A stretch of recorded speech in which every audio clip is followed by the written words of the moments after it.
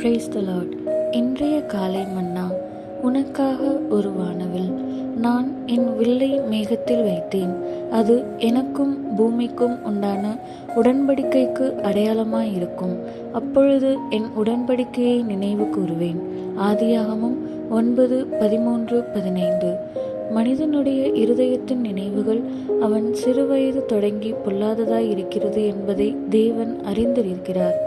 ஆனால் நோவா செலுத்திய பலியிலிருந்து எழுந்த சுகந்த வாசனையில் தேவன் பிரியங்கொண்டு தாம் இனி பூமியை சபிப்பதில்லை என்று மனிதனோடு ஒரு உடன்படிக்கை செய்து தம்முடைய உடன்படிக்கைக்கான ஒரு அடையாளத்தை, அதாவது வானவில்லை அவனுக்கு கொடுத்தார். நம்முடைய ஜீவியங்களில் சோதனைகளும் பரீட்சைகளும் ஆகிய கார்மேகங்கள் எழும்பும்போது நாம் சிலுவையை நோக்கி பார்க்க வேண்டும். அங்குதான் நம்முடைய தேவன் நம்மோடு பாதுகாப்புக்கான ஓர் உடன்படிக்கை செய்திருக்கிறார். நீங்கள் உங்களுடைய சோதனையை நோக்கி பார்ப்பீர்களாயின் அதைரியம் அடைவீர்கள்.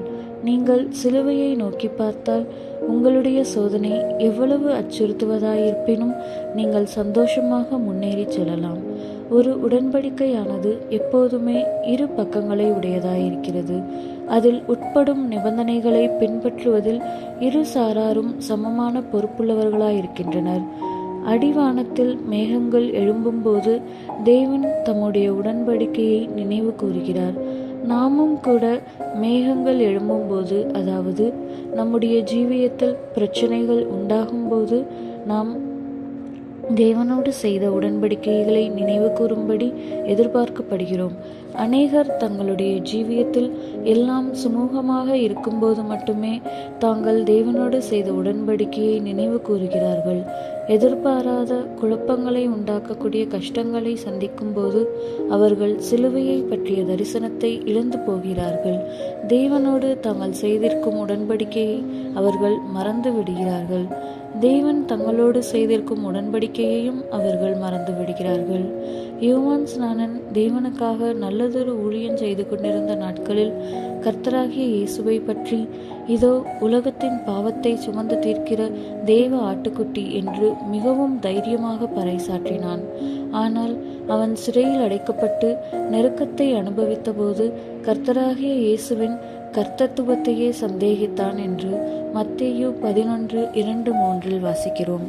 கர்த்தராகிய இயேசு மேசியாவாக அல்லது யூதருக்கு ராஜாவாக இருந்திருப்பார் என்றால் கிறிஸ்துவுக்கு முன்னோடியாக தான் ஏன் சிறையில் கஷ்டப்பட வேண்டும் என்று அவன் எண்ணியிருந்திருக்கக்கூடும்.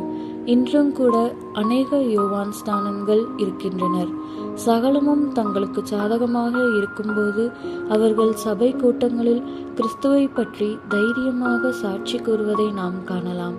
ஆனால் பலவீனம், தனிமைப்படுத்தப்படுதல் போன்ற சிறையிருப்புகளுக்குள்ளாக்கப்படும் போது அவர்கள் கல்வாரியிலிருந்து பிரவாகித்து வருவதும் எல்லா சூழ்நிலைகளுக்கும் போதுமானதும் எல்லாவற்றையும் மேற்கொள்ளக்கூடியதுமான கிருபையை சந்தேகிக்கின்றனர்.